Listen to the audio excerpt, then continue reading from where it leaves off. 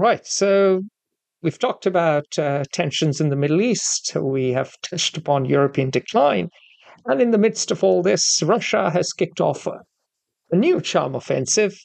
And Russian President Vladimir Putin has been visiting North Korea, Vietnam, etc. Who wouldn't want to Glenn, do tell that? us what is going on. We all would want to go to North Korea. Starvation as a tourist attraction is always a Well, high high win. some people will slim down. We could send them to North Korea. Yeah. Maybe the obesity epidemic in the US would go down. So Vladimir Putin, took a trip to Pyongyang and met with Kim Jong-un. From the Russian perspective, if we want to look at good news, this is a really successful gambit, a trip from practical and strategic perspectives. Putin and his advisors are no dummies, and it has been a successful trip. Why? What happened? Well, in the war in Ukraine, one of the critical battlefields is really the battle of artillery shell production. And both Russia and Ukraine have been using World War I levels, just astronomically large amounts of artillery shells. The Russians have fired on average 10,000 shells a day. At their best, the Ukrainians were managing 5,000 or 7,000, but had to reduce it down to 2,000. But the Russians are strained too. Their production doesn't meet their use, and their stockpiles have been and continue to be depleted. North Korea has provided in the last year, we can confidently state, about 5 million artillery shells. At the rates of usage, that's about a year or a year and a half of use, depends on rates of firing. And so Russia needs more. And North Korea is one of the only places that has vast quantities of them. So Putin went to seal the deal to continue to receive North Korean Soviet-era artillery shells. And he is happy to welcome significant numbers of North Korean laborers into Russia because Russia has a manpower pressures also to deal with for its economic activity. In addition to that, Putin sought to throw, the trip was a specific, explicit response to the United States' announcement that it no longer restricted Ukraine from using American-provided weapons to attack targets in Russia. And quite directly, Putin was saying, he actually said almost, but he certainly was showing, that, well, here is our response to that nasty act. We can also create problems for you, just as you have for us, you, United States. And by aligning itself, even theoretically, orally, with North Korea, that creates problems for the United States specifically in its clash is too strong a word, but in its rivalry with China in Southeast Asia and South Asia. We can create problems for you, which has immediately happened. The South Koreans, added to which were a couple of increased level of incursions by North Korean soldiers across the demilitarized zone into South Korea, roughly in conjunction with Putin's trip, saying we can create problems for you. South Korea reacted very hostilely, as did Japan. The United States took an unusually subtle approach, and its response was to wield, I think, a stiletto and to say, "Oh my goodness!" Well, when asked what does Putin's trip mean, the White House spokesman said, "Well, I guess it probably will. You should ask Beijing because they will be upset by it," and that is part of the point. Of the trip also. It was an act of defiance by Putin to Beijing, so as to show, well, we are not your vassal, whereas the reality is that they are becoming a Han tributary. The Russians are becoming a Han tributary. So, however, in a practical sense, the trip was quite successful because it did seal continued artillery supplies. It did create problems for U.S. allies and therefore the U.S. in a region other than Ukraine, and forces a dispersion of attention and resources. And important to mention, and Atul can speak to this, I think, vividly. It was a clear and I think quite successful and astute gambit by Putin to appeal to what we now call the global South, the countries that have sought to be non-aligned, most of which are former colonies of the West, and many of which are inclined to view the U.S. as sort of the inheritor of the colonial attitudes and actions, and as a neo-imperialist, maybe simply imperialist power. And Russia offers many things that various countries can want without the pressure on authoritarian leaders that they receive from the West to abide by the rule of law, democratic practices, and human rights behavior. So it was altogether an astute and successful tactical and strategic move by Putin. So why has this measure achieved success? Very simply, three reasons: history, ideology, and self-interest. History, the colonial powers after 1945 didn't quite decolonize. The Atlantic Charter, which Roosevelt came up with, was soon jettisoned. France tried to hang on to Vietnam. The US intervened in Vietnam. The US saw itself as opposing communism. Vietnamese saw Americans as supporting the French. Remember also the 1953 coup in Iran didn't help. It was just 6 years after India had won independence. A lot of African countries hadn't won independence. So in the minds of a lot of former colonies is this extraordinarily strong suspicion of the West, that it speaks through both ends of its mouth, that the West is Janus-faced, that you can never trust the West. And remember that the US and the UK supported the apartheid regime in South Africa, which now, of course, a lot of Americans admit was a historic blunder. But at the time, it was done because of Cold War reasons. And that history means that a lot of elites in India, a lot of elites in, say, South Africa, in Vietnam, and elsewhere have an abiding suspicion of the US and, of course, the West. Second reason, ideology. All these countries had suffered under fatalism. Why? Because during the ages of empire, their economies were eviscerated. They became suppliers of raw materials and buyers of finished goods. India was the jewel in the crown. Unfortunately, but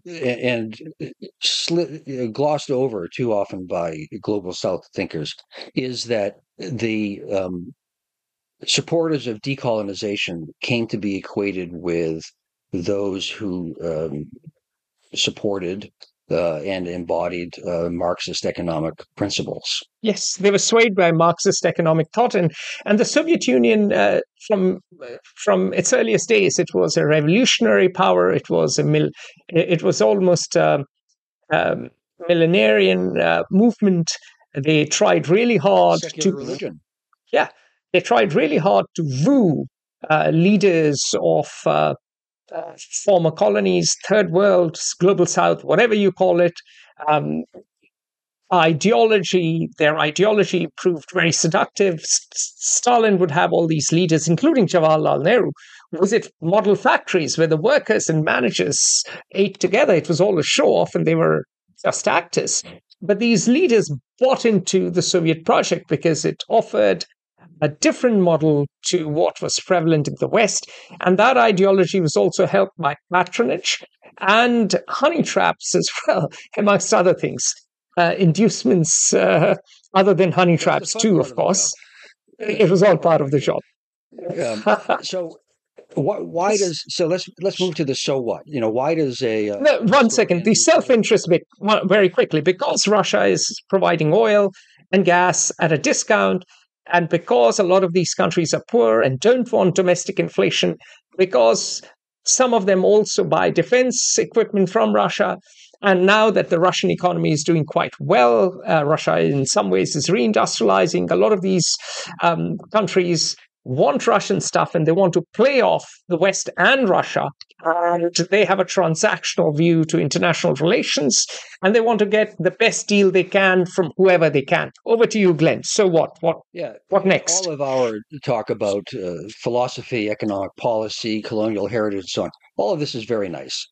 However, it comes down fundamentally, not for the global South, but for all individuals and all states, as to who will butter your bread, who will fill your gasoline tank, and do so in the most economically, personally, therefore, advantageous way. And Russia has oil and sells it dramatically discounted now, so as to avoid in ways to avoid sanctions and to maintain its sales. And every country, just about, if it can get away with it, will purchase cheaper oil rather than more expensive oil. And for all the high principle and resentment of the past that goes through the past, that fundamentally drives what's happening. Is at present Russia's attractive in the global South because it has cheap oil. And if it only had principles to offer, people wouldn't pay all that much attention to it, certainly as much. So the practical consequences for all, the ghosts of the past, atheist that I am, nonetheless, still whirl around me at all times. But that's, and that is significant. But there are practical consequences. I think in the of Putin's trip, in the continuing polarization of the world, the Ukraine war and Putin's trip as part of it, continues the crystallization of what had been a struggling but real global normative order into what Russia is seeking, which is a sphere of influence international system where it becomes transactional, as Atul said. If you have something for me, I will make the deal. If not, well, the rule of law is fine, but okay. And that helps the relatively weaker global power, Russia, at the expense of the normative one, the United States. I think that means it will be continued bad for China with regard to trade as the polarization continues. What are the terms? Friendshoring or reshoring or whatever it is. As the world friendshoring, reshoring, nearshoring, all of these terms have come. But I think it also is good for India. What is the dynamic nascent superpower with a highly proficient, world-class level technological sector and cheap masses of cheap labor and a market that rivals that in potentially and progressively in reality that of China. It's India. So I think all of this bad news is good for India and for people who are considering where to invest their money. I think, I don't disagree, but I think there is a little more wrinkle to this development. The post-war order is under enormous threat, partly because the institutions have become sclerotic. They are a trophy. The idea that you could have the same borders, the same states, and the states would be cohesive units is passé. I mean, Lebanon is de facto not really a state anymore. Sudan is now Sudan and South Sudan. So what Russia is proving is that you can apply pressure to the weak links of the system, and yes, in practical terms, what this means is that the West will be under a bit more pressure. It's already under pressure. Domestic prices will rise because of all these tensions. China will certainly feel a lot of the squeeze because China is buying cheap Russian oil. China is selling products. Even today, all the products we are using, our laptops, etc., our cell phones, they're largely made in China. We are using that to communicate with you right now.